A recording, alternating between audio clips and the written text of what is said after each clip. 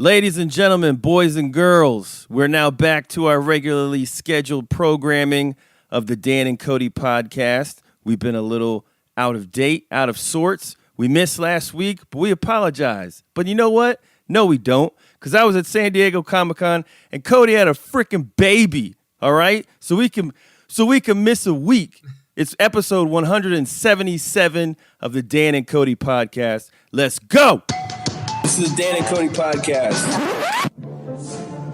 This is it. Right here, Kody. You put on those headphones and you go to work. Why are you yelling? This is where our message is heard. It's time to get hype. Say it with me. What are we saying? Dan and Kody. Dan and Kody. Dan and Kody. We Dan and Kody podcast. Dan and Kody podcast. Dan and Kody podcast. Get some. Dan and Kody podcast. All right, guys, welcome back. This week, Kody had a baby, July 19th, 2019, 7/19/19, to a beautiful baby boy, 8 pounds, 8 ounces, full of joy. And I'm not even going to tell you the little guy's name because I'm going to save that for Kody. So Kody is out this week because he and Maddie are sharing in the joy of bringing a new person into this world. And no one knows that better than our guest host today, Mr. Joe Merle of Those Movie Guys podcast. What's up, Dan, Joe? what is up, my man? What is happening? How you feeling, man? I was just, I'm actually sitting here right now. I'm just texting the wife. I'm like, hey, you might need to turn the air on. I shut the door to this this room in here. It's been hot, man. It's been warm, but no, I'm good, man. I'm super excited to be here. Any opportunity to be on Dan and Kody. You know, it's like coming up to the big leagues. I feel like I'm like I'm a little independent filmmaker. And now Marvel stepped up and they're like, hey, you want to be in this movie? And I'm like, oh shit. Like I gotta bring my A game. You want to be an Avenger? You're now an Avenger. Right, but, I'm officially an Avenger. And it was that quick too. I was Tony Right. Stark and you were Spider-Man. And I needed, because I knew the baby was coming, and I had some people in mind to cover bases. But since I was at Comic-Con when the baby was born, I was busy as shit, like with work and like the convention and all of that. So I needed to, I just couldn't get it together quick enough. So it was yesterday? I was like, hey, you want to be on the podcast tomorrow? Yeah, it was. I think it was Sunday. It was. Well, no, and see, to be fair though, you had kind of forewarned me like a month ago. You were like, hey, when this does happen in July, you think you'd be available sometime. So it wasn't complete out of the blue, but you were like, hey, you down tomorrow? I was like, all right. Yeah. Let's. I'll leave I got the rig set up. Let's do this thing. But huge congratulations to Kody, man. Really happy for the dude. Parenthood is a game changer. Yeah, you know about it. You know about it a couple times. Man, and I'm telling you, the delta between the oldest and the youngest, I'm going to have one in kindergarten and one a senior in high school at the same time. Are you kidding? No, that's the difference between Madison and Annabelle. Wow. Yeah, because Madison, I mean, Annabelle won't even be a year old, and Madison's going into the 7th grade this year. Wow. Yeah, it's kind of crazy, dude. man. Hey, that's free babysitter, though. That's right, amazing. She was even doing so good today. I was like, hey, hold this baby while I wash these bottles real quick. Because she's good. She'll take her, she'll play with her, bounce her around, feed her, all that good awesome. stuff. Yeah, it's been good. That is awesome, dude. Yeah, you just had a little one with Shayna, Annabelle, right? Yeah, Annabelle Rose, named after the doll, for anybody who's curious. Was named Of course. Was named after the creepy doll. My wife and myself, we like our creepy horror things, but yeah, it's been good. She's about 5.5 months now. It's hard though. We went to Ohio this past weekend. Traveling with a baby, man, that's tough. Like just the amount of stuff. It's stuff you got to take. It's such a change. It's so major, and like there's no real way to explain it. But like you have the kid, and then there's this like, I don't know, 4 weeks of like figuring out how to do your life again. Right. It's incredible. But if you could give Kody one piece of early baby advice, what would it be? Early baby advice. Oh, so brand new baby advice? I would say, okay, so you learned that no one told you, and you just learned it on your own, like, oh, yeah, this is what I should do. I would say the biggest thing is make sure that you give you and your partner a little bit of time. If they need like 10 minutes, things get hectic, just to give that little bit of time, because you need that. You need time to breathe every once in a while, because nothing can prepare you. Like, you can read every book on the planet, but when that kid's up all night long, every hour and a half, 2 hours, nothing prepares you for that kind of sleep deprivation. And you'll get through it. People have been doing it forever. But I think that's probably the biggest thing. And it took me until this one to really learn that. I even told Shayna that before the baby was born. I said, hey, if you ever need a couple minutes, just let me know. Just tell me. Because if not, it's real easy to let that kind of frustrate. Not really. You know what? It's okay to say you get frustrated at a baby because they're frustrating. Absolutely. Yeah. So that is okay. So I would say that's the biggest thing. And but don't, just a couple minutes. No longer than a couple minutes. Right. Yeah. Come back and get this baby. Then you're right back in it, all right? I'll give you 5 to 10 solid minutes of caregiving. Tag, you're it. Yep. And I guess the other thing would be is you're not going to break a baby. I feel like brand new parents, it's like so fragile, but you're not going to break that baby. Right. Yeah, that was one on me. I was like, I couldn't get Moxie's freaking clothes on or the diaper on, and I thought I was going to like dislocate her arms and break her neck and shit. But like, you can throw them around. It's all good. Yeah, you can. They're not going to break. They're good. Comic-Con, man. I want to hear about Comic-Con. Oh, man. So I counted them out. This was my 12th consecutive Comic-Con. Damn, dude. How long you been working where you work? I started at Prop Store in 08. Okay. I believe. Unofficially in 08. So you were going to Comic-Con before Prop Store, or right around then, I guess. No, that year. Okay, I've never not been with Prop Store. Oh, okay. Yeah, but the show has evolved, man. It is huge. It is, and what's really, really evolved, like what's visually different about the show in the last like 5 years is that there is so much shit to do outside of the convention, like for free. Right. Like you could really go down to San Diego, I feel, and experience Comic-Con without even buying a badge. Well, so many people do that now because even to get a ticket, when I was stationed out there, you could still just get a ticket almost at the door. Right. You know what I mean? Like 2004, 2005, you could still just, I'm going to go to Comic-Con this weekend. But now you got to be on a lottery and there's a raffle and your name's got to be drawn. There's so many hoops, man. Even to see like a panel, like an Avengers panel, or like Game of Thrones when it was thriving, or like I remember Twilight was huge. You must sleep outside. Yeah. You have to camp out. You have to have a tent, and you have to give up maybe 2 days of the show just to get into Hall H. Yeah, to secure your spot in Hall H. And like there's great reveals in those panels. It's really amazing. I mean, the first time they show you footage, but all that shit leaks out in like 5 minutes. Immediately. Yeah, immediately. And I think when the Avengers, that was probably the time I remember the world losing their shit about it. When they all showed up on stage together. It was like, hey, this is the Avengers. And I think they did the same with the Justice League. But you're right. These people wait day and night to get into Hall H. It's so, Joe, it is so sad. Like, I'll be walking back to our hotel after the show is closed, and it just looks like a line of homeless people. Giving them change and shit. Like, here's half my sandwich that I didn't eat. Right. Like, one time I walked past them, and I was like, what line is this for? What's this panel? What are you waiting for? And they were like, I don't know. They were just in line. They're like, I just don't want to miss it. They just got to be a part of it, no matter what it is.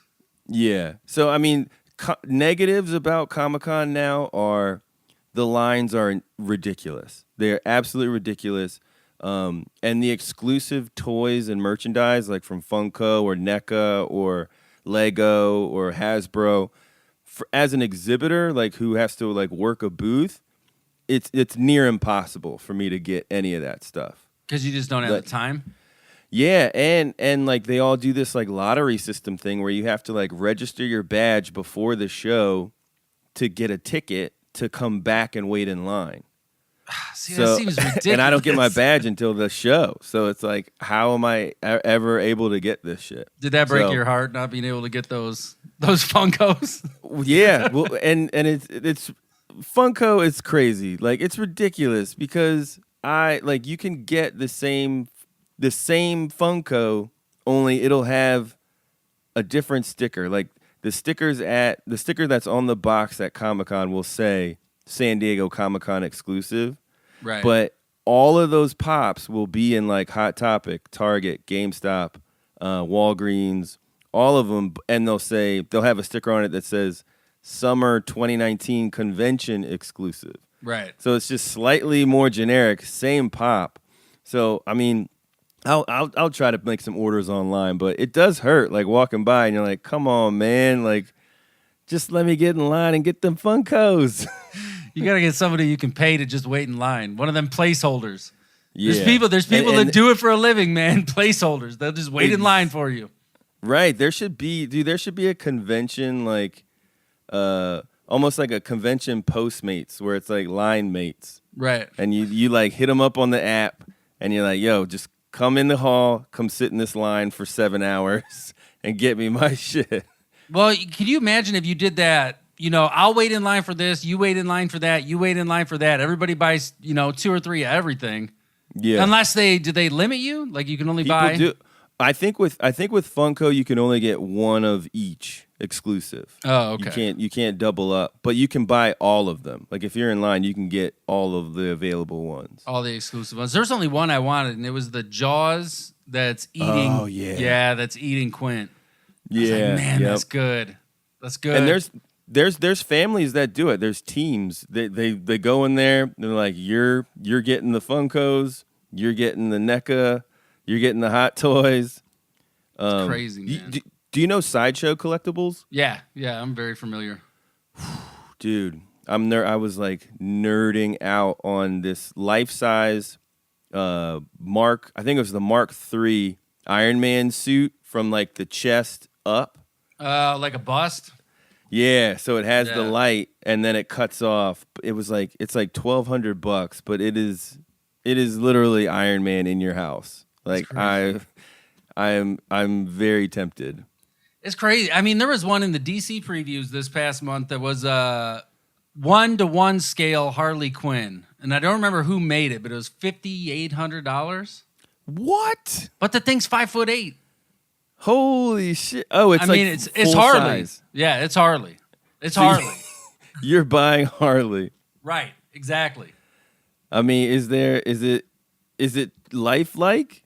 No, it was from the animated series, so it looks like a Harley from the animated series. But yeah, the thing's 5'8", man. You like stick it in the corner. I don't know. I feel like that's for creeps to like modify and get after it. It's for perverts to put holes in. Yeah. Basically. Oh, that's gross. But it's funny and it's probably true. That's probably something true. something I wanted to talk to you about. Hey, you know what? Let's finish with Comic-Con though, because I got something about Comic-Con. Okay. But I mean it's still a great show. It's really, really studio driven now. Like it's the big players are the toys, the exclusive toys, and then the studios, Netflix, Warner Brothers. Yeah, the comic book side of it is gone, man. It's really, and it's kind of sad. It's really on the sides, like outskirts of the show. And what really upset me? Well, it was sort of disappointed me. Like, I mean, I wasn't in the show every single day, but you would have seen news stories about it. There wasn't a single, like, I feel like the runners of that show could have on like even just Saturday, like the busiest day, in the morning when the hall opens, if they did like 60 seconds moment of silence for Stan, right? Like that would have been so cool, and like everything just stops in the hall. Like, do you know how many people would be filming that like just silent, massive show? That would have been pretty amazing, man. It would have been really cool, good. but like, no, I didn't hear shit about Stan Lee at Comic-Con. It was like, show goes on. We're now Disney. Because it's money, man. It's a money thing. Because there was a time, I mean, the first cons, you know what I'm talking about, the 60s and the 70s, when they were at the VFW or the Lions Hall. You could Right. walk right up to Stan Lee and Jack Kirby, hang out, shake their hand, all this stuff. It's become such a commercial phenomenon, like the comic book culture. Not even comic books. I was talking to my comic book guy, and he's like, when the movies come out, it has no impact on book sales. Like they're not the same population. The people who are seeing the movies in the media aren't. Now there is the crossover, of course, but they're not the same people who are going out, running out and buying comic books all day and day long. I got to be honest. I don't think I've read maybe 3 Avengers comics, but I'm obsessed with the films. Right. It just doesn't cross over. And it is what it is, man. I read them all the time. I'm still an avid comic book reader. But no, that's what I kind of wanted to bring up, man. Is and I think we might have differing opinions on this. Is I think I'm about done with Marvel. You're about done. I'm about done with the MCU. Wow. Their Hall H panel where they released Phase 4. Yeah. Nothing there wowed me. No. To the point where I'm like, ooh, I got to see that. You know? No, nothing wowed me, and nothing. I think I'm still upset about the re-release. Oh yeah. I'm still really upset about the way they did that. It was just gross. It was slimy. It was really tacky, and the scene was so stupid. And that's what I've heard. I didn't go back and see it, but I heard it was like not rendered at all. And it's Carl Winslow. Carl Winslow, the cop, and the Hulk with like it looked like a Halloween cheap mask. Right. And he just jumps from a building, saving with like a bunch of people in a satellite dish with no context.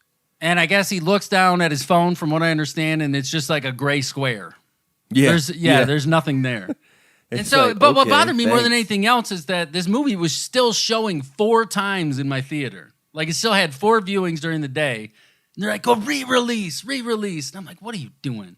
Like, that doesn't feel like Marvel. And that just really got under my skin. Yeah. And that people are combating that with, well, Avatar re-released, but Avatar re-released with additional footage in the movie. And he spent, I think, out of pocket about $1 million a minute for stuff that he added. Damn. And it was like 19 minutes worth of footage. Right. Damn. And this was like, hey, here's that thing we never used and never did anything with. And, oh, yeah, there's a tribute to Stan Lee. I'm like, you guys already announced you're doing a documentary to the man. Like Right. do that and make this incredible documentary. But then we got the lineup coming out, and I was like, there's nothing there that has me excited. You know, you get some of these big names out there. Jane Foster, you know, Lady Thor in the comics was cool. You know, Doctor Strange, they say it's going to be a scary movie, but I don't know how scary Disney's really going to go. But more than anything else, this is, you know, the lead up to Endgame, everything was incredible. But the formula, like, I cannot not see the formula now, if that makes sense, in all of these movies. And it's sort of, how can it be better? How can it be better without Iron Man? Right. And without Cap. It's going to be hard, man. It's going to be really, really hard. I'm not saying Anthony Mackie can't deliver in a movie. I just don't know if he can like command the box office numbers that core group did. You know? I don't think we'll ever see it again. Not from a superhero franchise. This was kind of a one and done. I'm a little burnt out on Thor too. See, and I like Thor in with Taika Waititi directing. I think Ragnarok was great, but he's doing this. What's it called? Love and Thunder. I think it's Love and Thunder, which is it's cool. You know, give girls a superhero to look up to. I think Marvel's done a good job about that. Start giving them their own movies, but the Internals, I don't really care that much about. And what is that? What even is that? And I'm not even all that familiar with the Internals, to be honest with you. And so you've got the, I want to say they're like, I don't want to say like, well, you know what? I'm not going to say anything because I don't want to sound like an idiot. But that's, you know what? That's the thing, though. I think you just hit the nail on the head by saying, what is that? How many people are going to get excited about what is that? I don't even know, like, what I still haven't even seen Spider-Man. And I like haven't Spider-Man. either. Yeah, I haven't either. The kids saw it and they were excited, but at the end of the day, I will watch it. Yeah. You know, I'll get to it eventually, but just And not. I'll see anything Scarlet Witch is in because that's my. Oh, homie. I know, that's your girl. Oh That's man, your that girl. Wanda. That's Gotta your love girl. Wanda. So Well, she's got her she's gonna have her show. TV show with Vision, and she's gonna be in Doctor Strange. I guess, yeah, the WandaVision TV show, and then Loki's getting his show. Right. They're doing an animated What If, which was a kind of line of comics, like, you know, what if this had happened? Nothing's canon. Nothing is real continuity. It's just like, hey, you know, I don't read a ton of Marvel. I read almost all DC, but they've done a lot of things very similar, like Elseworlds, and they're doing a new animated movie called Red Sun. Like, what if Superman had landed in Russia? What would that have been? Wow. Yeah, so it's kind of those type of stories where it doesn't That's impact. Cool. Yeah, so it's kind of neat. You can do some fun stuff. The biggest thing, and the one that'll get me back into the theater if they do it right, is Mahershala Ali as Blade. Fuck yeah. That dude is my man. That dude is. I mean, anything he's in, I'll watch it. Doesn't matter. He's so awesome. That was the one shocker and excitement I got. That one, and I'll see Black Widow for sure. Yeah, I like ScarJo a lot. It depends on, you know, what I think they had said it's going to have more fight scenes than any other MCU movie. Now, what does that mean? You know, are they quick fights? Or are they hallway fights? Because I doubt there'll be as much superhero stuff going on, but I like to support her because she's great. But him, and I just please do an R-rated Blade. You're dealing with vampires. Don't do R-rated Blade would be hardcore. Yeah, I mean, we had it once, and I thought Wesley Snipes killed it, but we'll see. Yeah, that would be tight, man. And tying into Marvel and Comic-Con, I can finally talk about it. Prop Store, we announced our Marvel TV auction. Oh, nice. Where we're auctioning off everything from Daredevil, Netflix's Daredevil, Netflix's Luke Cage, and Netflix's Iron Fist. No Jessica Jones, huh? You don't got that leather jacket? No Jones as of yet. We're just those three. That's still a solid haul right there. Yeah. And those were three. I mean, Iron Fist I wasn't a big fan of, but Daredevil and Luke Cage were both great. Yeah, I was definitely into those, man. And Charlie Cox's costume is like, it's amazing. We had the one on display where with the final fight costume where he's completely covered in black and he has the ropes, the bloody ropes on his fist. So sick, man. That's like that Jean-Claude Van Damme and Kickboxer. Yeah. Yeah, so that's coming up, and you can go to propstore.com/auction, or I think propstore.com/Marvel, and that auction will come up, and you can register there. So there's my little plug for what we were doing over at Comic-Con. Isn't it so freeing that you can talk about literally whatever you want? It is. It's you know, and at the same time, it is and it isn't. Like, I'm so used to the structure of our show, you know, like I've done it the same way for 100 and, well, numbered episodes, I don't know, but I think it's like 185 or 186 that are actually out there, including all the interviews and stuff.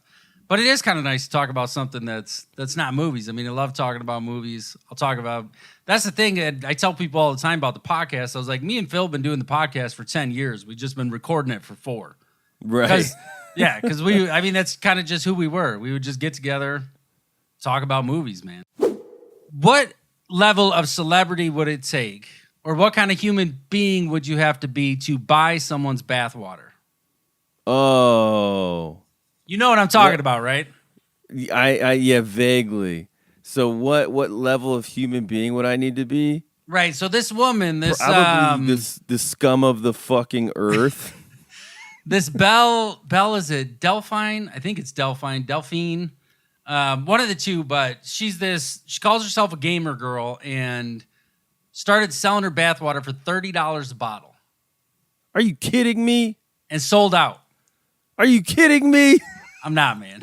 I can't make People this shit are up. buying this shit? People are buying this woman's bathwater. And I want to say somebody had it tested and there was no human DNA in the bathwater. But either way, the idea that we live in this world where people are buying bathwater, man. That's weird. And you were talking. That's why I said it's completely plausible that somebody would put a hole in a Harley statue, because these dudes are out there buying bathwater. And the idea that someone would test it for human DNA. Right, like I want to make sure I'm drinking that.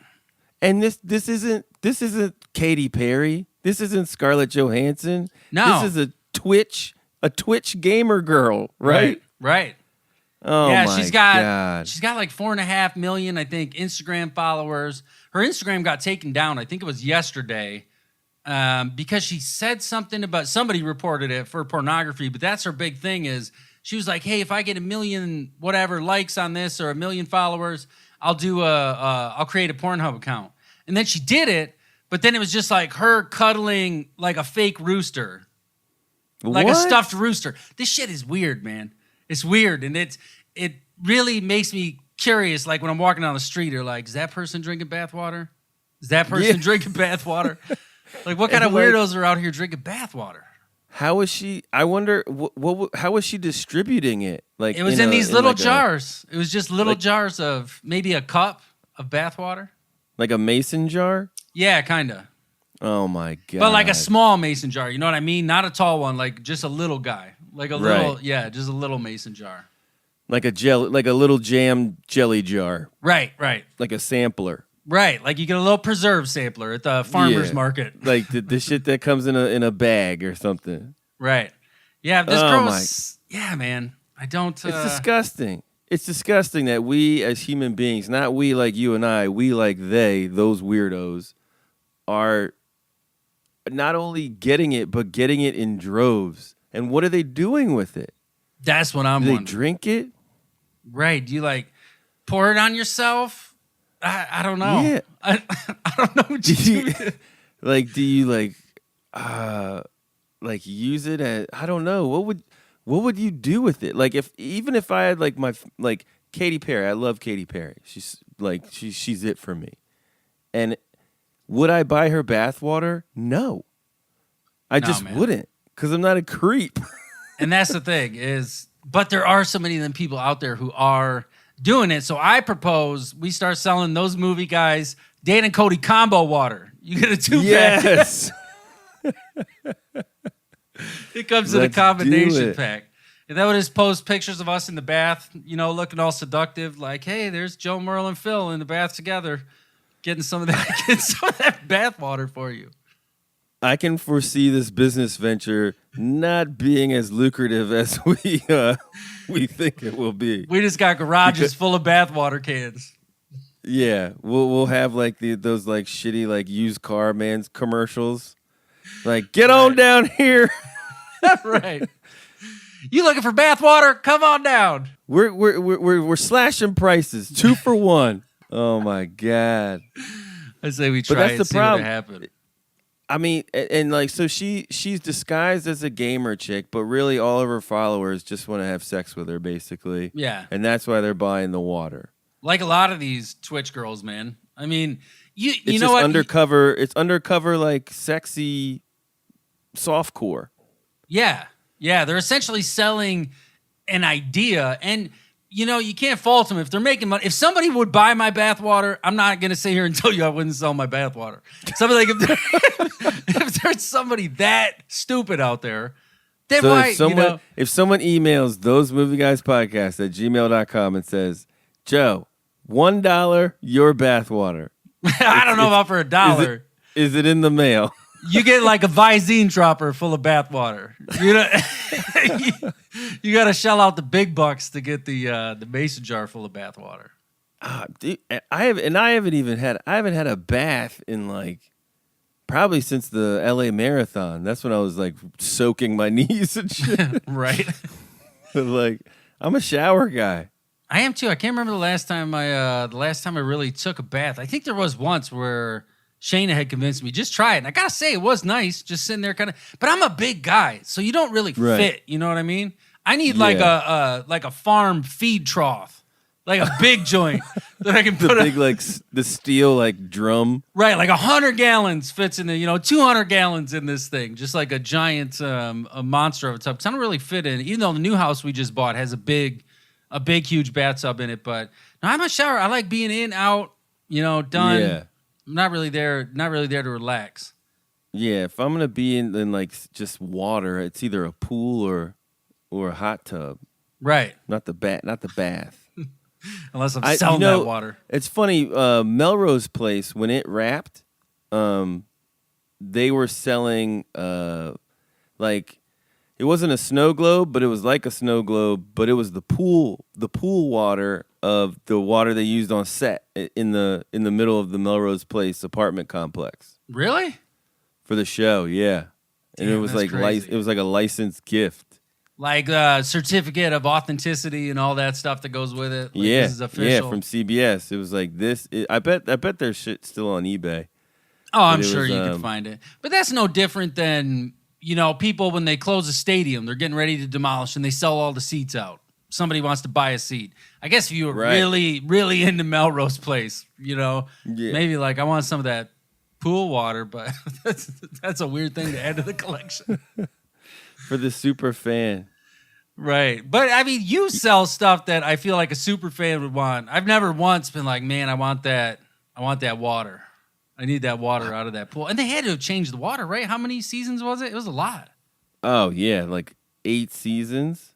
Yeah, so that wasn't all maybe it was just the final season. Like, hey, we're draining the pool and we're going to collect up all this water for you. Right. Get you this I pulled it up. There's a set of Melrose Place pool water on eBay for $300. $300? Yeah. Damn, dude. Yeah, this article's from May 24th, 1999 on the New York Post. Melrose for sale. This pool water is just $300. That's crazy. But you know what? If you're going to sell that stuff off, do it at the end of it when everybody's still excited about it. Like right now, if they were like, hey, get a brick from Game of Thrones. If you do that the day before, day before the last season, but give it 10 years and people be like, yeah. But if you do it right at the end, you do it right, you can make a couple bucks off that. Absolutely. Why not, man? So that's it, bathwater. Let's sell it. Back to babies for a minute. Okay. Yeah, I found this story a while ago. This shit is insane, sad. Like I want to get your opinion on what you would do if you were this couple. But they're suing a fertilization clinic for it's the LACHA Fertility Center. They're alleging negligent infliction of emotional distress and medical malpractice among other infractions, and they're seeking punitive and compensatory damages because they were doing like IVF treatment. Okay. And this fertility clinic put their embryo in somebody else. What? In New York, and then that couple had their baby. Whoa. Yeah. So and the couple whose baby it's supposed to be, they try to get the baby back, of course. Right. Because I mean, because now this is her. Yeah, it's her egg and his sperm that are implanted. Correct. Right. Okay, got it. And so this other couple had it. They had the baby, and then of course the couple who had the baby, they were fighting to keep it as well, saying like, we've had this thing for 6 weeks, and like we're caring for it. She carried it for 8 months. It was a preemie, and but they lost. They lost, and the baby went back to the biological parents. The true biological parents. But I'm like, dude, how does this place stay in business? How do you fuck that up? Yeah, how does that mistake happen is what I want to know. And how did they how did they find out? Like, how did it all... Because that's what I'm curious about. Did they go to get it and they were like, whoops, I misplaced it. It accidentally went in that lady. Sorry, I forgot. It's sort of a confusing article, but the original family, the Menyukins, yeah. That sounds like a Street Fighter move right there. Menyukin! Well, they put some. They probably wanted to put some Street Fighter moves on this fertility clinic. Yeah, man. But they so of course the embryo they tried to put in them didn't work, and then they went through another treatment of IVF, which is like really expensive. Yeah, I've never done it myself, but I know people who have done it, and it is not cheap. Like, Yeah, I knew it was expensive. I didn't know it was like hundreds of thousands of dollars for like a round. And you're some insurances will pay a big chunk of that, but you're still coming out of pocket.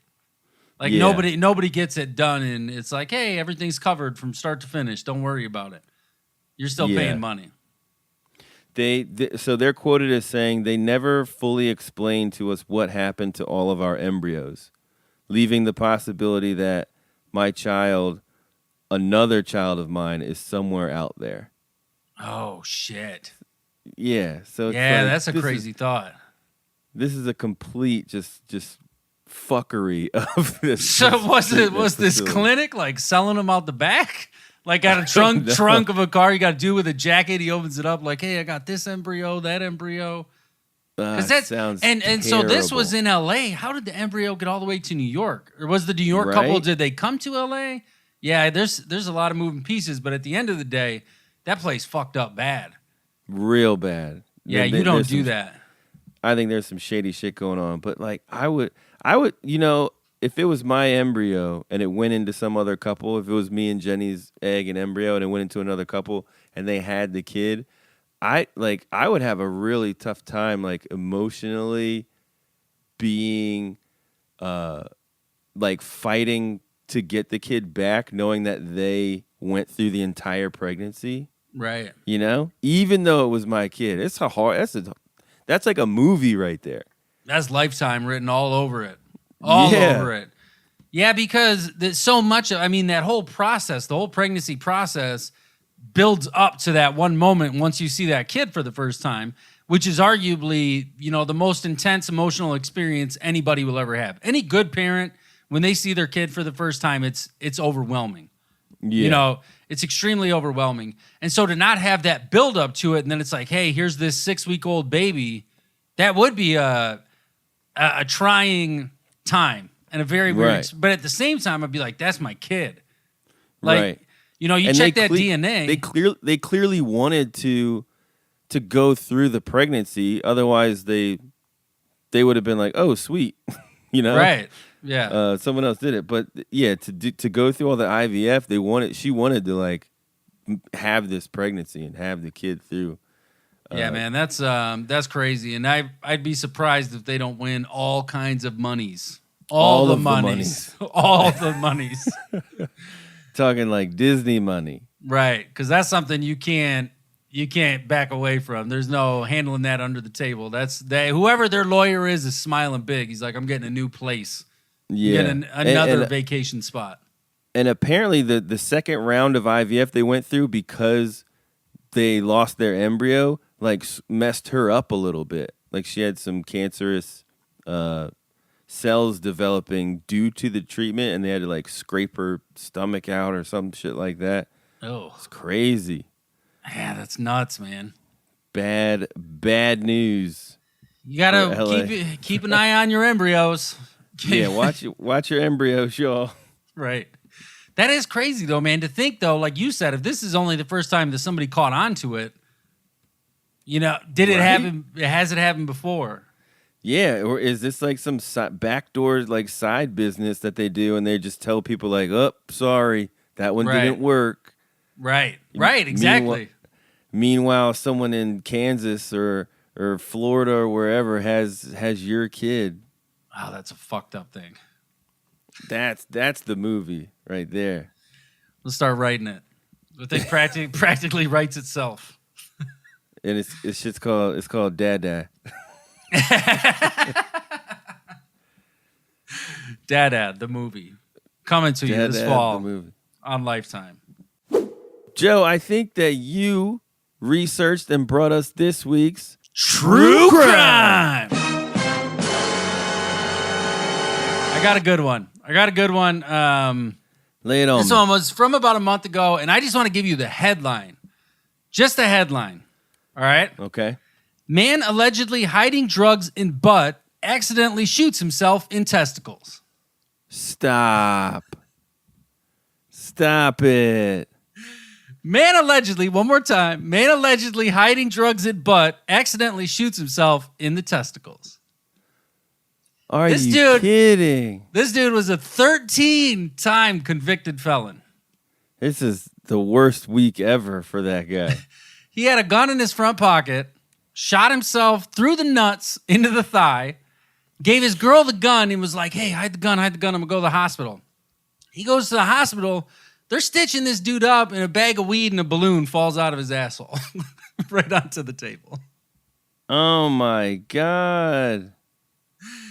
This dude's got... no. But the icing on the cake for this guy, so they don't arrest him in the hospital. They put a warrant out for his arrest. He goes to county jail, turns himself in, goes to county jail, getting strip searched. Guess what falls out of his ass? Another bag of drugs. Another bag. So this dude Where was- did this happen? This was, let's see, it was in the New York Post. I want to say, yeah, Washington State. It was in Washington State. It was about a month ago. And then they were listening to his phone calls at the jail. He calls his girl like 4 times. Is like, hey, don't cooperate with him. Don't do anything. Don't tell him anything about what I told you to do with the gun. Nothing at all. They hit him with 4 counts, tampering with the witness.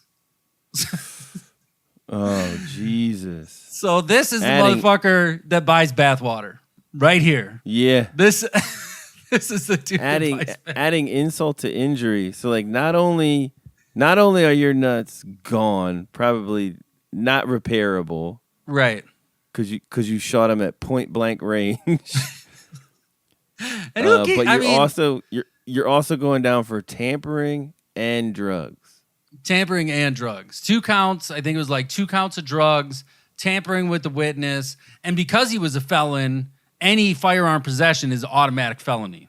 Like, it doesn't matter. Registered or not, you're not allowed to have it. Well, they wouldn't let him register one anyway. But any possession of a firearm is an automatic felony. In Washington? I think it's most states. If you have a felony on your record, you can never own a gun. Right. I don't know if it's all, maybe but I know in at least all the states I've lived in, Illinois, Oregon, California, Michigan, everything was, once you got a felony on your record, that's it. That's can't, a wrap. Yeah, you can't Even own if any weapons. What about like felony, like drunk driving? Can you not have a gun then? No, I think it's still a felony. It doesn't matter what the felony is. Holy shit. I didn't realize that. Yeah, because, well, I mean, when you go in, so I'm, I own many guns. Yeah. I enjoy shooting. And every time I go in, I have to do the same background check every time. You know, they have to run all of your information. If any of that stuff was to pop up, they're like, no. That's Right. it. But this dude, right through the nuts, into his thigh. I mean, your nuts, I can idiot. see a bullet going through your nuts pretty easy. I feel like there's not a lot of anything to really stop it, but yeah, straight into his thigh. And then not only does he have it in the hospital, and can you imagine being the doctor? Now, my sister works in the ER. She works nights in the ER.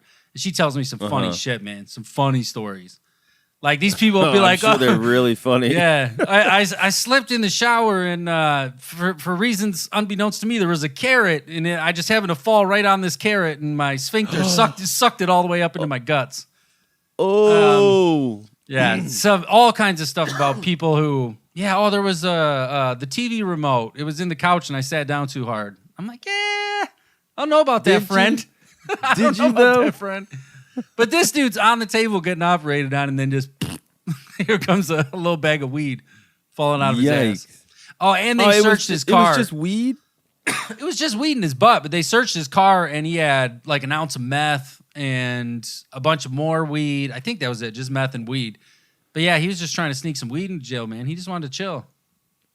That was, and He was on his way to jail. So this was, So the first time he was just in the hospital. They didn't arrest him. They were just operating on him. But in the hospital, they decided not to arrest him, but put the warrant out while he was in the hospital. So then he turned himself in. But when he turned himself in, he had put more weed in his butt to try and get into jail. Because in jail, that butt weed is the good weed. Right. Like you got to But get that butt weed. how would he smoke it in jail? You can get a lighter in jail. You can smoke, Really? Yeah, you can smoke cigarettes and you can get all kinds of things in jail. Oh, right. But how would you? But they'd smell it. That shit is. Listen, man, this is the same guy who shot himself in the nuts and in the thigh and put weed in his butt. I don't think he's really thinking. He's not a forward thinker. He's clearly not thinking it all the way through. Right. He's like, I'll be able to trade this for some cigarettes and we'll call it good. It's my currency. He should get some edibles or something. Right. We're only about like 3 or 4 months away from that. We're close. Oh, really?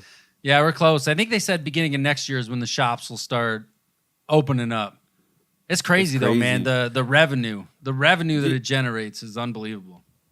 It's nuts, man. I get anxious sometimes, and like I've had people tell me like you should try it. You should definitely try it, and just to see if it'll mellow you out and calm your nerves. But so I did. I went to a dispensary, and like I gave him my ID, and I walked in, and it was like a freaking candy store. Yeah. And I'm like, why on earth are people still in prison for this? Meanwhile, I'm spinning a wheel for like 30% off. Right. Like whatever I want in like candy form or vape or like cookies, brownies, you name it, man. Yeah. Butter, tea bags. Yeah. It's all there. And that is the thing, and that's something that our state is actually going through right now is, do you retroactively let people go? Which I've always been against, really incarcerate, especially when I was in California. I remember those mandatory minimums. I was like, that is crazy, man. That is crazy. Yeah. Like mandatory minimum sentences is unbelievable for a weed charge. Because 9 times out of 10, people getting high, like just recreational pot smokers, I trust them more than I would trust somebody who's hammered drunk any day. Like any day of the week. And so these people, if anything, you're more self-conscious and more in tune with how you are perceived by others, Right. Yeah. And you don't want to act all fucked up and be and draw attention to yourself. No, most people are sitting at home eating a bowl of cereal, watching a movie or some cartoons, yeah, doing nothing. And my grandmother, who I was very close to, once I was an adult, she had told me that she smoked for, I want to say it was like 25, 30 years for her arthritis. She's like, it's the only, but she didn't smoke, you know what I mean? She wasn't getting blazed, knocked out on the couch, but she'd, take a little hit here and there. And she's like, it's the only thing that ever really worked for me because I didn't like the side effects of the medicine. Yeah. That's what I bought. I bought just a little disposable vaporizer, a pen, and I took one puff off of it. That was fine for me, Yeah. And then I like cleaned my garage for like 5 hours, Had a good time doing it. Yeah. And I do hope they get rid of some of those laws, and I hope that it eventually goes federal because it is still, state by state. It's still federally illegal, but and you have people that worry about it, but you look at the numbers even from Washington, Oregon, Colorado, everybody where it's been legalized, there hasn't been any increase in crime, no increase in motor vehicle fatalities. And the money they make off it, I think every state would be like, I want to get in on that right now because they tax the hell out of it. Well, and like, dude, business is booming. My buddy's brother, he got in super early and he owns a dispensary, and he's just like killing it in San Fran. Yeah, man. Just like, it's insane. Curious though, does that affect you, your line of work? If that sort of like medicinal use and recreational use is in play, does that affect like? Not at all. No, not with what I do. And I don't think it will because we've had medical for years now. Michigan's been a medical state. Okay. Yeah, I don't think it would have any sort of real impact. I hope that people start to kind of look forward and actually look at it as an alternative form of medicine the same way they're doing. There's some brilliant minds right now in biotech looking at LSD, psilocybin, MDMA to treat depression, addiction, PTSD. Now, this is all in very controlled environments. So, it's not like, hey, here's your thing of mushrooms, go home and you'll be better. You Yeah, know, go it's eat an eighth of caps. right. See you on the other side. Right. This is all inpatient, very controlled environments, but the results they're seeing for this stuff, I mean, the clinical data is unbelievable. Like these Really? people, they're really curing people with this stuff. Of all these, the biggest area they're focused on right now is like stage 4 cancer patients. People who are, you know what I mean, losing, you know, like so emotionally distressed about this idea of dying, and they're practicing, you know, introducing MDMA and psilocybin and even LSD in some instances, and the results are phenomenal. And even with depression and anxiety, it's kind of, they're doing what they're calling microdosing. And at least the most recent studies that I read, they were looking at microdosing, and they actually you take such a small amount, so you're not getting any of the visual, auditory hallucinations. You know what I mean? Like you're not tripping, for lack of a better word. But it's just enough to where it's calming you down in a way that really nothing else can, and kind of giving you, the way I was explaining it to Shayna, and the best way I've heard it described is that most of the time in our lives, we view our lives as a stage play that we're an actor. We're a part of it. You know what I mean? And you're a stage guy. You know, you've done plays. So you've been on the stage. You're an active part of it.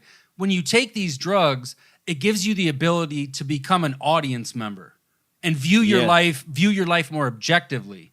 And it takes so much of the emotion out of it, and you can actually digest that a little bit easier and kind of process what's happening, as opposed to the emotional impact of being a character in the play. Right. Yeah. No, that's a great way to explain it. Yeah, and cool, definitely very much how I feel if I do take a puff of the vape. Like I feel like outside of it all. Right. And it gives you the ability to kind of look at it, you know, perceive things a little differently and view the world, which I think is important. The you know, we're kind of going down a rabbit hole, but the mental health crisis that we're facing in this country right now is unbelievable. Yeah. And we got to do something. Yeah, Jenny's like, dude, he's like, if you're going to clean the garage like once a week, like get some shit done around the house, by all means. Smoke up, Smokey. Yeah. Get it done. I'm going to get you high today. Right. You got no you ain't job. got shit to do. I just saw that How High 2 is coming out tomorrow. Oh, really? Yeah, with who was it? Lil Yachty and somebody else. It looks terrible. I actually like the first one all right. But as far as, I mean, stoner movies, Friday, Half Baked will probably always be the cream of the crop. Absolutely. Yeah. Like Half Baked is amazing, even not as like a habitual smoker. Right. It's still just funny. And it was Dave Chappelle, you know, being Dave Chappelle to the best of his ability. The dude absolutely killed it. Well, I think it's time for this week's Champion of the Week. The champion of the week. Yeah. This week's champion of the week is a 17-year-old teenager who is being hailed as a hero after he caught a toddler who fell out of a second-story window. That's a champion. His name is, dude, insane, like incredible hands, man. Right. His name's Fusey. I'm gonna butcher this name, Fusey Zabat, and he's been working on the streets of Istanbul, Turkey, when he saw a little girl approach a window earlier this week, and the toddler, 2 years old, Doha Mohammed, had wandered away from her mother as she was cooking dinner. And Fusey, the guy, he was concerned when he saw the child approach the open window. Shortly after he crossed the street, Doha tumbled out of the window, and luckily she fell straight into the arms of this teenager. Damn, man. And there's a video. I'll post it on our Facebook and Twitter for you guys listening. But like that is like that. I get like nervous like trying to catch like an egg, you know. Okay, wait, real quick for clarification. How many times in life are you like, damn, I gotta catch this egg? Well, just anything fragile, anything like remotely fragile. Right. No, I can't. I can't even imagine. 3 times a week, me and Jenny have egg toss. Right. You didn't know? We're training Moxie right now. We're gonna have, Yeah. she's gonna be an egg toss champion. No, I get what But, you know- I get what you mean though. Like something. I mean, Somebody I tosses have, you a beer or something. Right. I'm always like, oh, got it. Like I usually get it, but but if it was a toddler falling out of a window, can you imagine your heart rate at Oh, that God. moment as you're standing under it? Like here comes this Yeah. kid, man. Because what if you miss? Then you're the guy who missed the kid that fell out of the window. yeah, there's a whole different article. True crime. Yeah. That's a whole nother Dan and Kody category. Right. But no, good on this kid, man. That's good for him. And I'm sure, the mother was just hysterical. I can't imagine Oh, she'd be anything but. Well, yeah, you gotta, dude. Kids will get away from you too. I mean, they bend, don't break, but out of a window, Right. They break. That's- Isn't that how Eric Clapton lost his kid? I think I don't know. Yeah, man. I'm pretty sure that Clapton's kid, like they had gone to, I want to say the circus or something like that. And then wherever they were at after the fact, his kid, I don't know if it was trying to emulate the circus performance or something, but I'm pretty sure that Eric Clapton, and that's why he wrote Tears in Heaven, was for his kid. Oh, Yeah. yeah. Shit. 49-story fall. Oh, That's so terrible. Jesus. yeah. Is that the name of that Yeah. song? Tears in Heaven? Is that the one that's like, if I saw you? Yeah, in if I saw you, yeah. heaven? Would you know my name? That's a great Bum, song. bum. But I think he wrote that after his kid went out the window. But that's Damn, fell out of an open bedroom window in Manhattan. yeah, 49 story. I just can't even imagine living with it.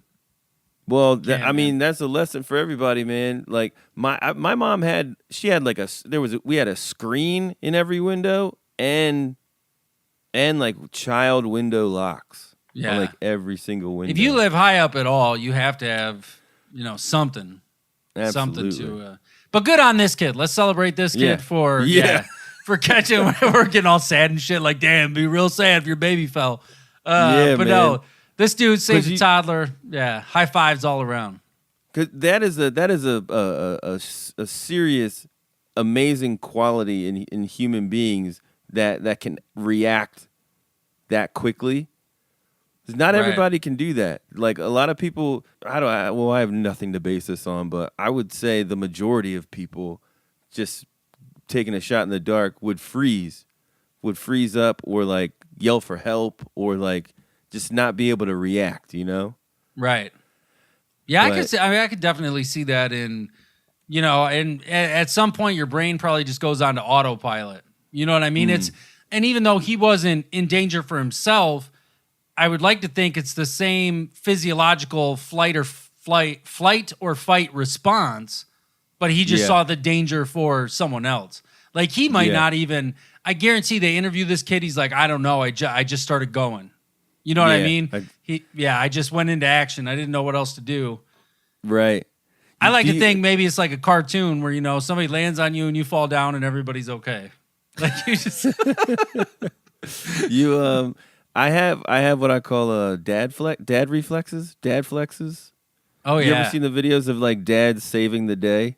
like grabbing a kid out of the street off a bike real quick. Yeah, Right. Or like the kid like delivers the birthday cake and it like slides off the table, but the dad's like, "Huh?" right. and like picks it up. That's my superpower. Any, That's your Avenger power. anytime like Moxie would like drop her pacifier, I'd be able to like kick it up so it wouldn't hit the freaking floor and then catch it with my left hand or something like that. But you're a Like, soccer Dad- player too. That's Yeah. a soccer skills at the same time. That's right. Yeah. But I'd be like, Dad flex. Dude, there was one time we were at Disneyland and she was like perched up on this stone bench with bushes behind it. And she just like went backwards. Like just whoop. Like she went backwards on this bench. She was a goner. It wasn't from high up, but I reached over and like got her ankle and just like pulled her straight up Right. and brought her back. People were freaking out, but I was like, "That's all good, man. It's the dad flex." It So really is. hopefully- And when they're little, like toddlers, and you see drunkenly walking towards like a corner on like a counter or something like that, and you just snatch them real quick, spin them around. You're going the wrong way. Yep. Wrong way, buddy. Right. Wrong way, buddy. Just go the other way. So congratulations. No, not you. I was gonna congratulate the guy who got his nuts shot off. Thank You're you for an taking idiot. yourself out of the gene pool. We all appreciate Right. you. Yeah, that's Darwinism at its finest. Yeah. Fuzi Zabat. Congratulations, man. You're Yeah, the man. champion of this week. Fantastic. Hope as somebody, I don't know what they drink in Istanbul. Maybe somebody bought you a nice tea, something like that. Right. But yeah, I don't even know if Is there booze is legal. no alcohol over there? I have no idea. I could tell you something, but I'd just be making that shit up. All right. But no, good on him, man. Good on him. Champion of the week, deserves it. Absolutely Hell deserves yeah. it. So you spent some time on the West Coast, yeah, in the military? Yeah, I was 5 years out in San Diego. How many where would you put In-N-Out Burger on your Man, ladder of as far of as amazing cheeseburgers? As far as fast food joints go, that double animal style that's my go-to. Like whenever I end up anywhere near an In-N-Out, I don't think the fries are as good as what everybody says they are, but the Right. burgers are delicious. The burgers. The are burger is absolutely legit. The issue with this and a lot of things is that people always build it up, and like anyone you talk to, they're gonna say In-N-Out Burger is the greatest burger of all fucking time. You have to eat it, Right. And then you try it, and like it's a good burger. It's a really good fast food burger. Right. But Yeah. what I really like about In-N-Out Burger is that I'll eat it and it'll be a good burger, but then once it's completed, I'm like, I start appreciating it. Do you ever do that with food? Like I'm like, Yeah. yeah, that was really fucking good. Like sometimes I'll just eat shit and be like, all right, that's over. Let's go to something else. I needed something. I needed something to get me going. There's a new Italian place in here in Midland where we live, and we went and we got this pizza, and I was like, it was one of those moments. Like I took a bite, I sat the pizza down, I looked at it lovingly for a minute. I was like, damn, like that's a masterpiece.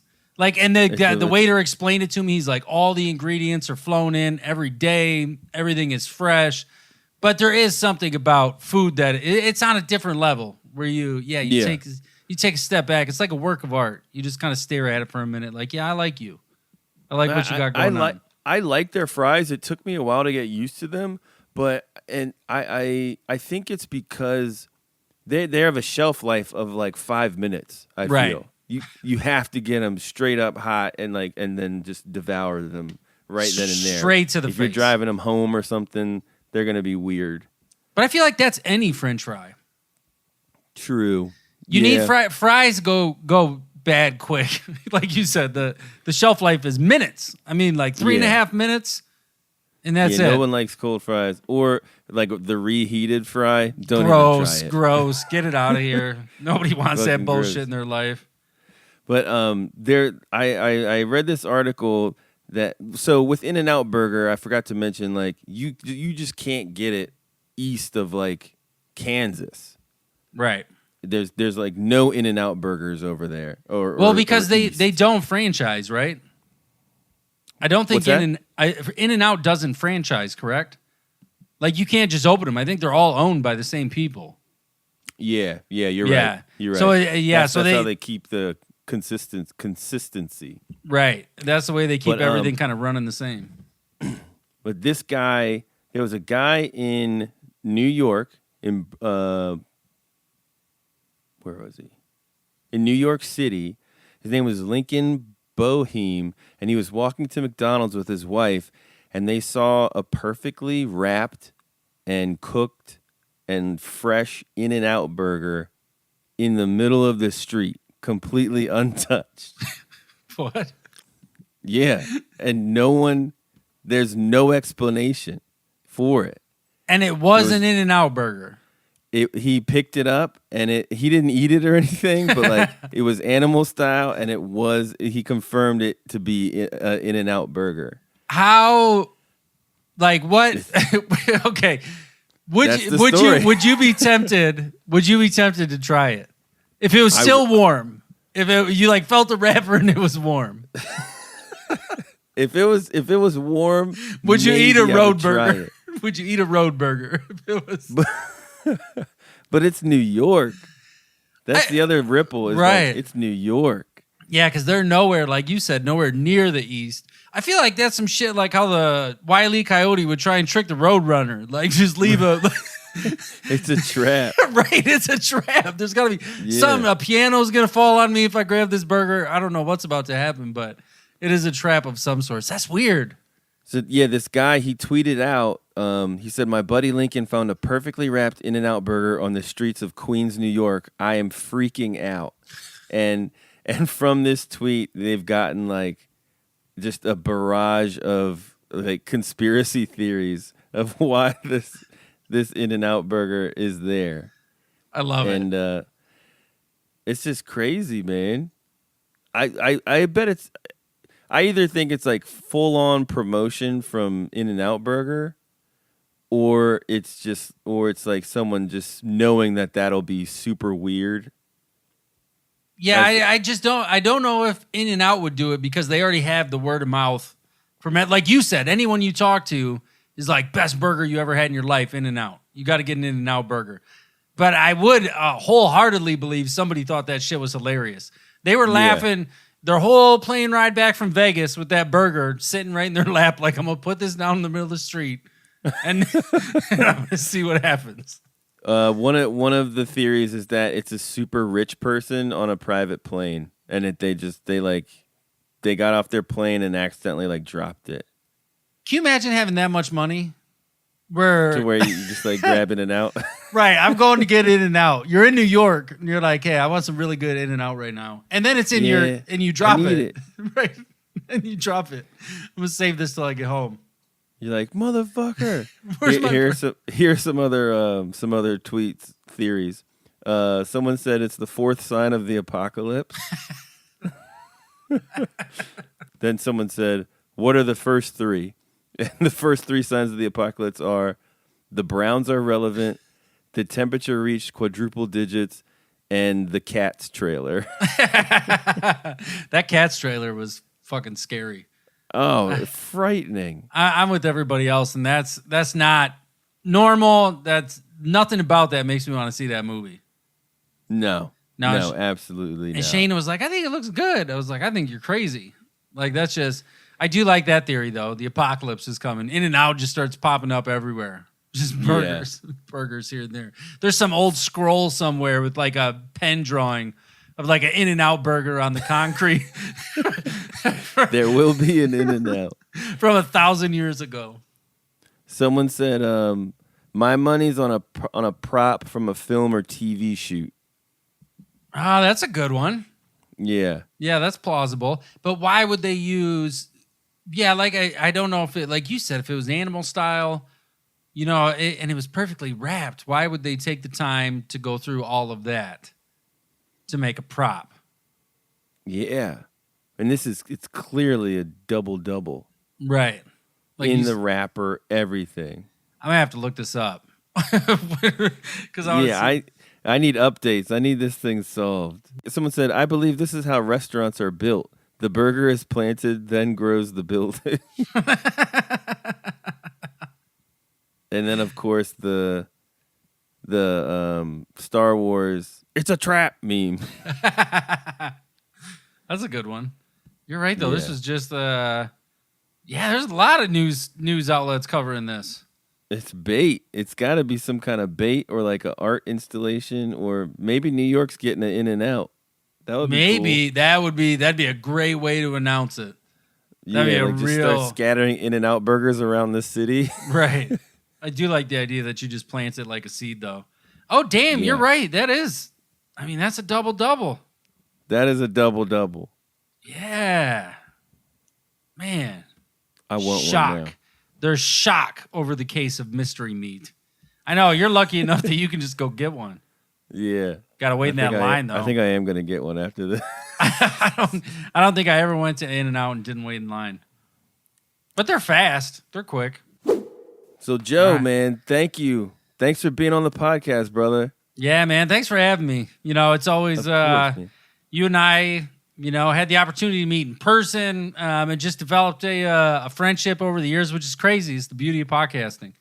And man. always a pleasure. I will never turn down an invitation to be on Dan and Kody. Ever.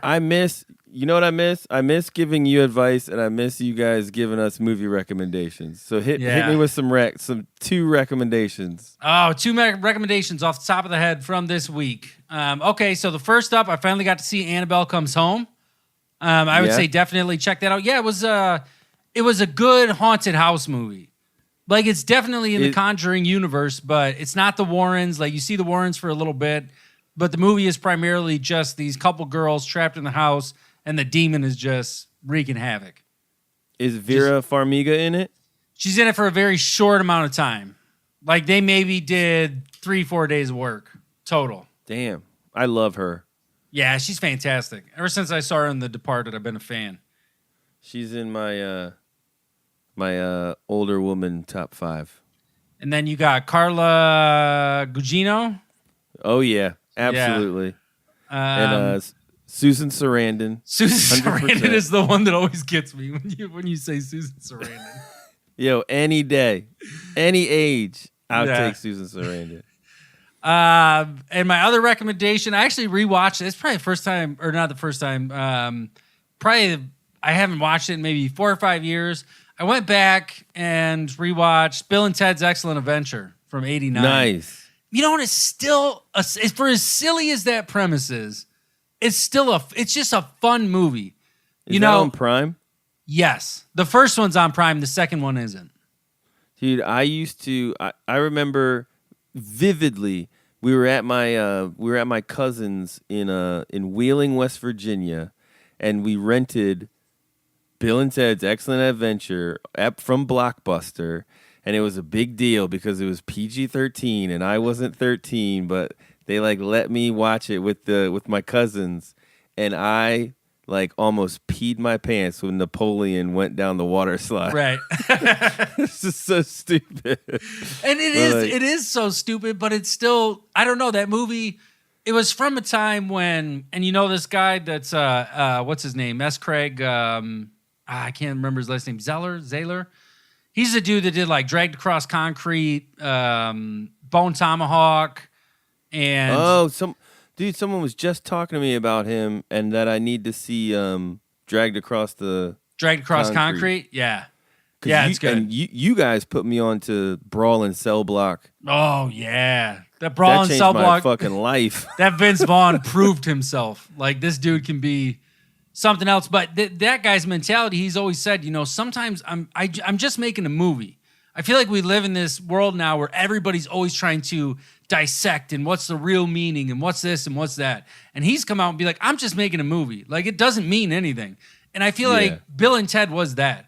It was just this really ridiculous, stupid premise, but it's still so much fun. Like you said, you get all the cast of characters, Billy the Kid, Abraham Lincoln. Yeah. They keep calling him Socrates when they go to get Socrates. And the princesses, all of that good stuff. So those are my two. Annabelle Comes Home, and then this weekend I will probably be recommending. I really hope it's good, but that new Tarantino joint's out on Friday. Once Upon a Time in Hollywood. Everybody, I need you to do me a solid, do Joe a solid, and Phil a solid, and listen to those Movie Guys podcasts. They're Thanks, the man. shit. That's why we had them on this podcast. Thanks, man. So let them know your Twitters and Instagrams and all the social medias. It's at Those Movie Guys Podcast, or you can go to thosemovieguyspodcast.com, and all the links are right there. All the previous episodes. We're, I think, 185 episodes into it. Numbered, I know we're coming up on 181, but there were some real cool interviews in the backlog as well.